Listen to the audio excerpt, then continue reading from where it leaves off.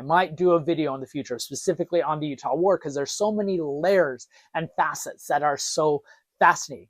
But in the context of this video, I want to emphasize that Buchanan, though a Democrat, saw the conquering of Utah and the quelling of the Mormon insurrection as the only thing that could bind his party together and gain some support from the Republicans. In other words, at a moment when America is veering toward war based on these deep-seated divisions, the only thing that could unite them is disposing of the Mormons. Now, the Utah War ends up ending without any major conflicts outside of the Mountain Meadows Massacre, which should be understood within the context of the Utah War. I did a previous video that was a deep dive on the Mountain Meadows Massacre that you can go back and see.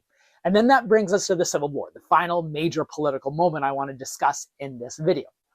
On the one hand, Brigham Young and the Mormons offered tacit and minimal support for the Union Army.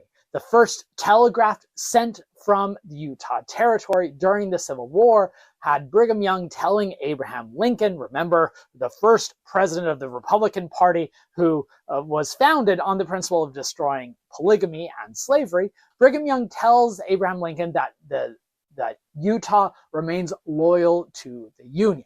However, they did not raise troops. They did not really do much to support the Union. They did agree to protect telegraph and mail routes, which was one of the only elements, official elements Utah was willing to do. Brigham Young was quite open about who he supported.